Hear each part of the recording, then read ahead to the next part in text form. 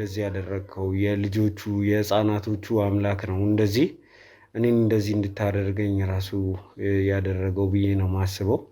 ወንጀልህ እንዲጋለጥ ማንነትህ በአደባባይ እንዲወጣ ስለፈቀደ ነው ፈጣሪ እንደዚህ አይነት ነገሮች የተፈጠሩት።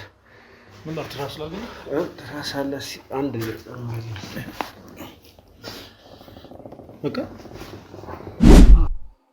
አይመስልም ዘላለም ነግረን ነበር እኮ አርፈ ተቀመጥ አትሰማም።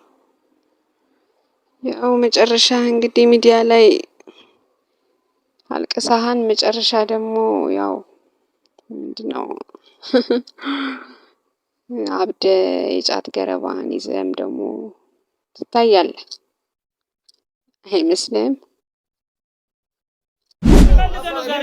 ግርግር የምፈጥረው ዝም ብለው ነው። አንድ ወንጀለኛ ጋር መጋፈጥ ከትውልድ አይበልጥብኝም። ትውልድ ከማዳን አይበልጥብኝም። ህብረታችን እንደ በፊት አይደለም ብዬ በድፍረት ወጥቼ የተናገርኩት መጀመሪያ ምን ነኝ።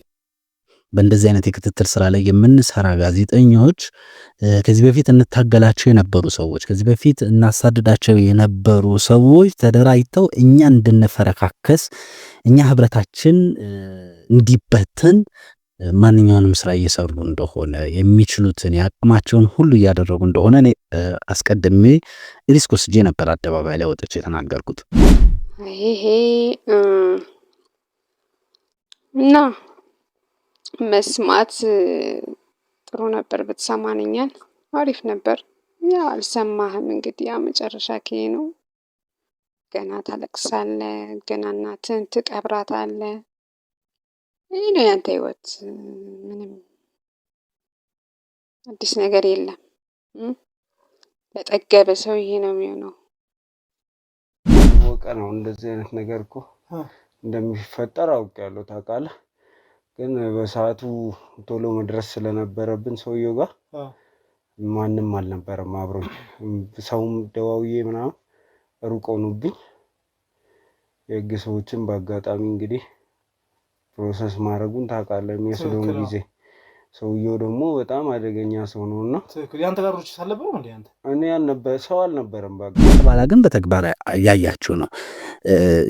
ዩቲዩቦች ሲለያዩ ምንሰራባቸው የነበሩ ዩቲዩቦች ስንለያይ፣ በጓደኝነቶች መካከል መካካር ሲፈጠር፣ ዘላለም ዘገየም ላይ እኮ የደረሰውን ነገር አይታችኋል። በሌላ ዩቲዩብ ሲመጣ እኮ ውጭ ሀገር ነው ተብላችሁ ነው አይደል በሌላ ዩቲዩብ የመጣው። መሀል ላይ ሊነገር ያልተፈለገ ነገር ነበረ። አለም እኔ ነበርኩኝ ደፍሬም ወጥቼም የተናገርኩኝ ነበረው። ሌሎቹም ጋር ከኔም ጋር እርስ በርሳችን ያለን ጓደኝነት እንደ ትላንት አይደለም። ከብዙዎቻችን ጋር እርስ በርስ አለመተማመን ደረጃ ደርሰናል። እኔ አሁን ዛሬ ኮንፈርት ሰጥቶኝ የምቀርበው የክትትል ጋዜጠኛ የለም። ምክንያቱም ብቻዬን ሆኜ እጠብቃቸው የነበሩ ሚስጥሮች ህብረት ውስጥ ግን ስገባ ከእንደዚህ አይነት ህብረቶቹ ጋር ስቀላቀል ግን መጠበቅ የነበረባቸው እንደ ሚስጥር የምናያቸው ነገሮች ሶስተኛ ወገን ጋር ደርሶ ምንሰማበት ምናይበት ገጠመኞች በስፋት አይቻለውኝና አን እንደሆነ ግልጽ አውጥተን መናገር አንችልም እንጂ በመሐከላችን የተሸጠ ሰው እንደነበረ በዛ ነው ቀድሜ ማወቅ የቻልኩት። አስቀድሜ ማስጠንቀቅ ለሌሎቹም ለምቀርባቸውም ደፍሬ ተናግሬያለሁ። ማን እንደሆነ በማላውቅበትም ጊዜ ማለት ነው።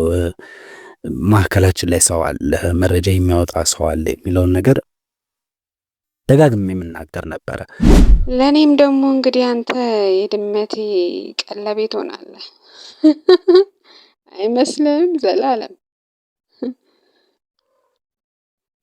እና ይሄን ይመስላል እንግዲህ አልሰማ ላለ እንግዲህ ይሄ ነው የሚሆነው። ብትሰማ ጥሩ ነበረ። ምንም ልትሰማ አልቻልክም። የአንተ አለመስማት ደግሞ ምስኪኗ እናት ላይ እንደዚህ አይነት ነገር እንዲመጣ አድርጋሃል። ስለዚህ ምን ማድረግ ይቻላል? ራስ ያመጣኸው ጥፋት ነው። ያው ራስ እንግዲህ ትችለዋለህ። ዘላለም አልቃሻው ገና ታብዳለህ።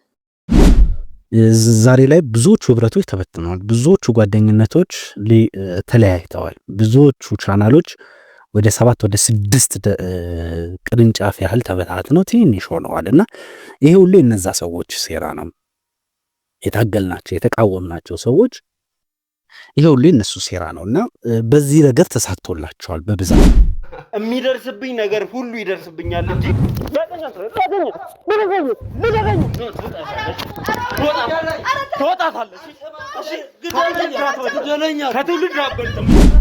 ከመቅበር በፊት እንግዲህ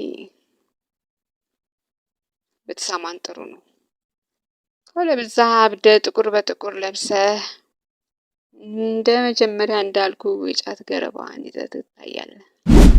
እኔም ከዚህ በፊት ከ8 ወር በፊት ቪዲዮዎችን ሰርቼ ነበረ። እነዛ ቪዲዮዎች ላይ በቅንነት ይህን መልእክት አድርሱልኝ ብያልኳቸውም ሰዎች የነዛን ሰዎች ስም መጠቀም እንደፈለግኩ አድርጋቸው ነበር ኮመንት ሰጡ የነበረውና ውስጡ ስላለሁበት በቅርበት ስላለውኝ እዚህ ስራ ላይ የሚከናወነውን እያንዳንዱን ነገር ስለማቅ ነው በድፍረት ሐሳቦችን የምሰጠው በድፍረት አንዳንድ ነገሮችን ስናገር የነበረው። አንዳንዶቹ ሲቆነጠጡ ቶሎ እንደሚገባቸው ያው አንተ ደግሞ ትንሽ አንተ ነገር ትንሽ ማገዱ ይፈጃን መሰለኝ። አትሰማም። አለመስማትህ ደግሞ እናት ላይ ችግር ፈጥሯል። ይህ ችግር ደግሞ እንዲቀረፍ ደግሞ ትንሽ ቆንጠጥ ስትደረግ የእናት መታመም አንተ መለስ ካደረገ ጥሩ ነው። ከዛ በተረፈ ልብ አይሰማ ሚዲያ ላይ ስላለቀስክ ወይ ምናምን አንተን ሊረዳ ማንም የሚችል የለም።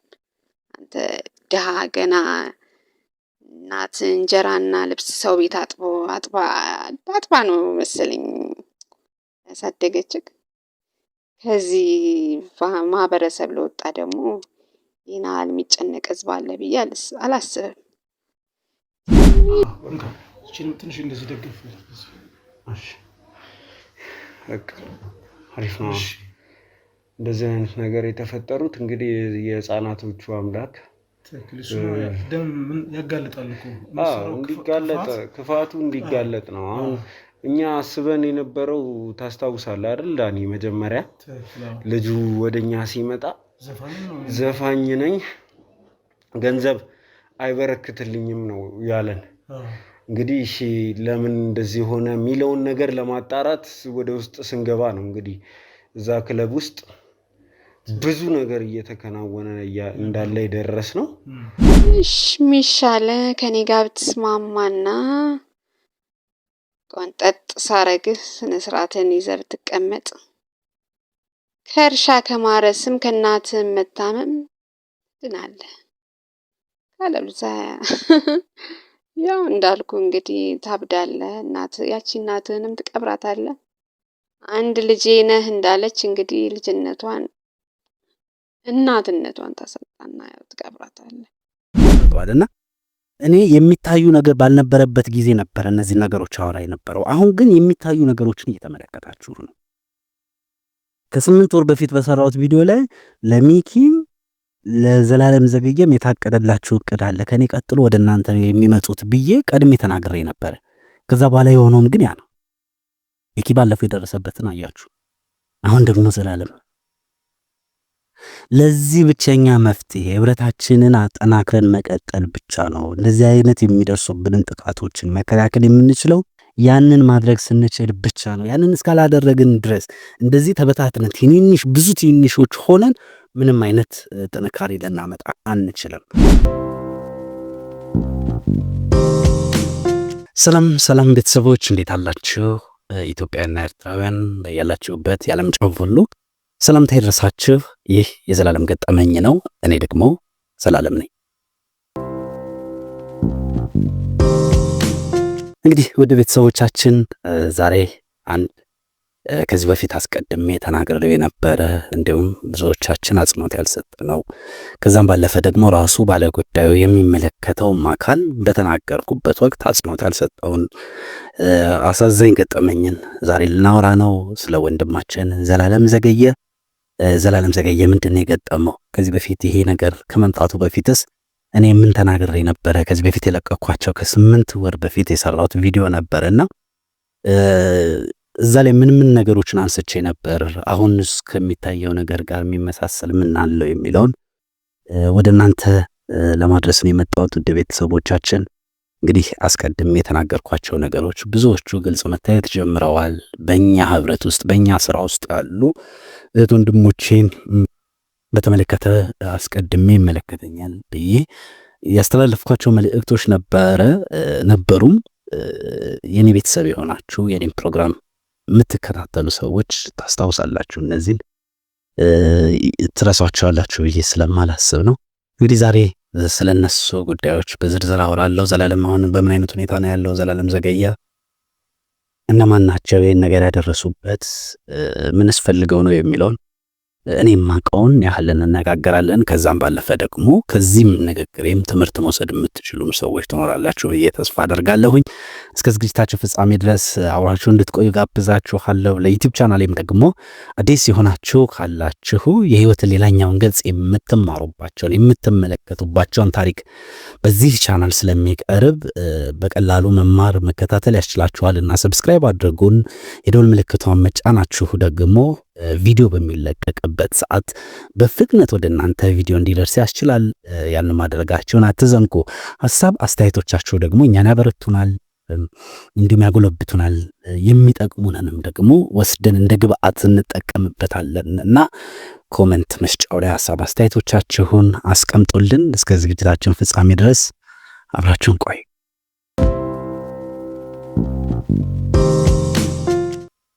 እንግዲህ ውድ ቤተሰቦች እኔ ከሰሞኑን ማህበራዊ ሚዲያው ላይ ያን ያህል አክቲቭ አልነበርኩኝም። ነገር ግን አንድ ወዳጄ ደውሎልኝ ዘላለም ዘገየ ላይ የደረሰበትን ነገር ተመለከትኩ ወይ ሰማኩ ያለኝ ለኔ አልደነቀኝም። ለምን አስቀድሜ የማውቃቸው ነገሮች ስለነበሩ የተናገርኳቸው ነገሮች ስለነበሩ ስሰማው ቀኑን ነበር እንጂ የምጠብቀው የነበረው እንደዚህ አይነት ነገሮች እንደሚከሰቱ እጠብቅ ነበረ።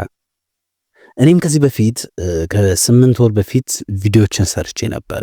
እነዛ ቪዲዮዎች ላይ በቅንነት ይህን መልእክት አድርሱልኝ ብያልኳቸውን ሰዎች የነዛን ሰዎች ስም መጠቀም እንደፈለኩ አድርጋቸው ነበር ኮመንት ሰጡ የነበረው እና ውስጡ ስላለሁበት በቅርበት ስላለውኝ እዚህ ስራ ላይ የሚከናወነውን እያንዳንዱን ነገር ስለማቅ ነው በድፍረት ሀሳቦችን የምሰጠው፣ በድፍረት አንዳንድ ነገሮችን ስናገር የነበረው። ዝም ብሎ ባፖሰጥ ወይም ደግሞ በመላምት አይደለም ንግግሬን የማደርገው የነበረውና አሁን ግን የነዛን ንግግሮቼን ቢሰሙ ኖሮ ጥቅም እንደነበራቸው የሚያረጋግጡ ተግባሮችን እያየን ነው። ቀስ በቀስ ብዙ ነገሮችን በስፋት እየተመለከትን ነው። ህብረታችን እንደ በፊት አይደለም ብዬ በድፍረት ወጥቼ የተናገርኩት መጀመሪያ ምን ነኝ።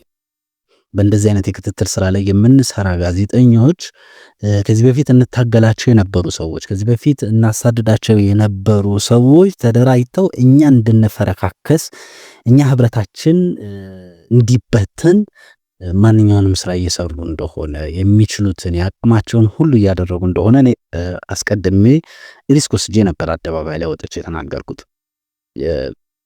ብዙዎች ይህንን ልታምኑት ልትቀበሉት የቻላችሁት ነገር አልነበረም። ከዛ በኋላ ግን በተግባር ያያችሁ ነው። ዩቲዩቦች ሲለያዩ ምንሰራባቸው የነበሩ ዩቲዩቦች ስንለያይ፣ በጓደኝነቶች መካከል መካካድ ሲፈጠር፣ ዘላለም ዘገየም ላይ እኮ የደረሰውን ነገር አይታችኋል። በሌላ ዩቲዩብ ሲመጣ እኮ ውጭ ሀገር ነው ተብላችሁ ነው አይደል በሌላ ዩቲዩብ የመጣው። መሀል ላይ ሊነገር ያልተፈለገ ነገር ነበረ። አለም እኔ ነበርኩኝ ደፍሬም ወጥቼም የተናገርኩኝ ነበረው። ሌሎቹም ጋር ከኔም ጋር እርስ በርሳችን ያለን ጓደኝነት እንደ ትላንት አይደለም። ከብዙዎቻችን ጋር እርስ በርስ አለመተማመን ደረጃ ደርሰናል። እኔ አሁን ዛሬ ኮንፈርት ሰጥቶኝ የምቀርበው የክትትል ጋዜጠኛ የለም። ምክንያቱም ብቻዬን ሆኜ እጠብቃቸው የነበሩ ሚስጥሮች ህብረት ውስጥ ግን ስገባ ከእንደዚህ አይነት ህብረቶቹ ጋር ስቀላቀል ግን መጠበቅ የነበረባቸው እንደ ሚስጥር የምናያቸው ነገሮች ሶስተኛ ወገን ጋር ደርሶ የምንሰማበት የምናይበት ገጠመኞች በስፋት አይቻለሁኝና ማን እንደሆነ ግልጽ አውጥተን መናገር አንችልም እንጂ በመካከላችን የተሸጠ ሰው እንደነበረ በዛ ነው እኔ ቀድሜ ማወቅ የቻልኩት። አስቀድሜ ማስጠንቀቅ ለሌሎቹም ለምቀርባቸውም ደፍሬ ተናግሬያለሁ። ማን እንደሆነ በማላውቅበትም ጊዜ ማለት ነው። ማዕከላችን ላይ ሰው አለ፣ መረጃ የሚያወጣ ሰው አለ የሚለውን ነገር ደጋግሜ የምናገር ነበረ። ዛሬ ላይ ብዙዎቹ ህብረቶች ተበትነዋል። ብዙዎቹ ጓደኝነቶች ተለያይተዋል። ብዙዎቹ ቻናሎች ወደ 7 ወደ 6 ቅርንጫፍ ያህል ተበታትነው ትንሽ ሆነዋል እና ይሄ ሁሉ የነዛ ሰዎች ሴራ ነው። የታገልናቸው የተቃወምናቸው ሰዎች ይሄ ሁሉ የነሱ ሴራ ነውና በዚህ ነገር ተሳክቶላቸዋል በብዛት አንድነታችንን እንዳንጠብቅ አንድ እንዳንሆን አድርገውናል። ዛሬ ከኛ ጋር የነበሩ ጋዜጠኞች ነገ ከነዛ ሰዎች ጋር ከምንታገላቸው ሰዎች ጋር አብረውም የምናይበት እድል ተፈጥሯልና እኔ የሚታዩ ነገር ባልነበረበት ጊዜ ነበር እነዚህ ነገሮች አወራ የነበረው። አሁን ግን የሚታዩ ነገሮችን እየተመለከታችሁ ነው። ከ8 ወር በፊት በሰራሁት ቪዲዮ ላይ ለሚኪም ለዘላለም ዘገየም የታቀደላችሁ እቅድ አለ ከኔ ቀጥሎ ወደ እናንተ የሚመጡት ብዬ ቀድሜ ተናግሬ ነበር። ከዛ በኋላ የሆነውም ግን ያ ነው። ሚኪ ባለፈው የደረሰበትን አያችሁ። አሁን ደግሞ ዘላለም ለዚህ ብቸኛ መፍትሄ ህብረታችንን አጠናክረን መቀጠል ብቻ ነው። እንደዚህ አይነት የሚደርሱብንን ጥቃቶችን መከላከል የምንችለው ያንን ማድረግ ስንችል ብቻ ነው። ያንን እስካላደረግን ድረስ እንደዚህ ተበታትነን ብዙ ትንንሾች ሆነን ምንም አይነት ጥንካሬ ልናመጣ አንችልም። ይህንንም ፊት ለፊት ወጥቼ ለተመልካቾች እንድናገር እያስገደደኝም ያለው በእኛ ምክንያት የሚጨነቁ ብዙ ተመልካቾች ስላሉ ነው። በተለያየ መልከት ጭንቀታቸውን ሲያወጡም ስላየዋቸው ነው። ስለኛ እጅግ በጣም ስለሚጨነቁ። ስለዚህ ስለነዚህ ሰዎች ስለራሳችን እንኳን ባናስብ ስለ ቤተሰቦቻችንም እንኳን እሺ ያ መሰረታዊ ነገር እንድናስብ የሚጠበቅብን ቢሆንም እዚህ ጋር ግን ፈቅደን ወደን የምናስጨንቃቸው ቤተሰቦች አሉን፣ ተመልካቾች አሉን። እነሱ ልናስብ ይገባል የሚል ሐሳብ ስላለኝ ነው ይሄንን አፍረጥርጬ አውጥቼ መናገር የፈለኩት። አፍረጥርጬ ስናገር የሚቀየሙ ብዙ በዚህ ሙያ ላይ ያሉ ጓደኞቼ እንዳሉ አውቃለሁ። ነገር ግን በእኛ ምክንያት የሚጨነቁ ሰዎች ከኛ ድክመት የተነሳ በሚፈጠሩ ነገሮች እንደሆነ እያስጨነቅናቸው ያለ ነው። ከዛ ይልቅ ለጊዜያዊ ጥቅም በፍርሃት ተከበን አንዳንዶች ፈሪ ስለሆኑ ታዛዥ ሆነዋል። የነሱ ፈሪ ስለሆኑ አሳልፈው ሊሰጡን በጀርባ ይነጋገራሉ። አንቀው ሲይዟቸው ፍርሃታቸው ራሳቸውን ለማትረፍ እኛን የመስዋዕት በግ አድርገው የሚጠቀሙን አሉ። ከዛ ባለፈ ደግሞ ጥቅም አታላቸው አይተው የማያውቁትን ገንዘብ ሲሰጧቸው ሲደራደሩን እምቢ ያልነውን ገንዘብ ለነሱ ሲያቀብሏቸው እኛን አሳልፈው ይሸጡናል። ይህንን ተመልካቾች እንድታውቁ እፈልጋለሁ። እንግዲህ ለሁሉም ከዚህ በፊት አስቀድሜ ስናገር ሰሚ እስካሁን ላገኝ አልቻልኩኝም። ቢሆንም ግን እናንተ የምትጨነቁ ተመልካቾች ግን ይህንን እያሰባችሁ ጭንቀታችሁ ውስጥ ይህን እያሰባችሁ እንድትጨነቁ ነው። በጭንቀታችሁ እንድታቆሙ ወይም ደግሞ ይህን እያሰባችሁ እንድትጨነቁ። የዛሬ 8 ወር ዘላለም ዘገየ ጥቃት ሊያደርሱብህ ነው እነዚህ ሰዎች ብዬ ቪዲዮ ስሰራ ያሾፋችሁ ተመልካቾች ስሙን በመጠቀም ተመልካች ለመሳብ ነው ብላችሁ ስትሳለቁ የነበራችሁ ዛሬ እያያችሁ ለሚኪ ከኔ በኋላ አንተን ሊያጠቁ ነው ራሷ ናት የመሰከረችው የነዚህ ሰዎች ተላላኪ ሴትዮ ናት የመሰከረችው ብዬ ቪዲዮ ስሰራ የተሳለቃችሁ ሰዎች አላችሁ። አያችሁት ሚኪ ላይ ደርሶ። ስለዚህ አሁንም ቢሆን ጫና ማድረግ ያለባችሁ ህብረታችን እንዲጠነክር ጋዜጠኞቹ ላይ ምክራችሁን መለገስ መቻል አለባችሁ። አይዞ የኔ ጀግና ምናምን ከማለት ባለፈ አንድ ሆኑ፣ ጠንካራ ስትሆኑ ነው ጠላትን ማሸነፍ የምትችሉት የሚለውን የሚያንስ አስተያየታችሁን ልታደርሱ ይገባል። ይሄ ጉዳይ ስለተሰማኝ ነው የአንድ ወዳጄን መኪና ሰሞኑን እያንቀሳቀሰኝ ያለው እሱ ስለሆነ ድንገት ይህን ጉዳይ ማውራት ስላለብኝ ነው አቁመን አንድ ቪዲዮ ልቅረጽ ብዬው ይሄን መልእክት ወደ እናንተ እያደረስኩ ያለሁት ውድ ቤተሰቦቻችን። ስለዚህ ህብረት እንዲኖረን እንድትጸልዩልን ከዛም ባለፈ ደግሞ ጋዜጠኞቹም ላይ ጫና እንድታደርጉ የሚለውን ሐሳቤን ወደ እናንተ ለማድረስ ወደጄ ነው የመጣሁት ውድ ቤተሰቦቻችን። ስለነበረን ቆይታ ደግሞ እጅግ አድርጌ የማመሰግነው ወንድሜ ዘላለም ጤናክ ተሻሽሎ በቅርቡ እንደማይክ ተስፋ አደርጋለሁኝ። በቅርቡም በአካል መጥቼ ጠይቃለሁኝ። ግን ጥንቃቄ በፍጹም አይለየን፣ በጥንቃቄ ይሁን ጉዟችን የሚለውን ነገር አሁንም ቢሆን ጊዜው አረፈደም ወደ ኋላ መለስ ብላችሁ ማን ነው ምንድን ነው እዚህ ውስጥ የከተተኝ የሚለውን አጽንኦት ሰጥታችሁ ልታስቡ ይገባል የሚል መልእክቴንም በዛ አጋጣሚ ማስተላለፍ ወዳለሁ። እግዚአብሔር ይማረክ። ወደ ቤተሰቦችም ስለነበረን ቆይታ እጅግ አድርጌ አመሰግናለሁ። በሌላ ቪዲዮ እስከምንገናኝ ቸር ቆዩን።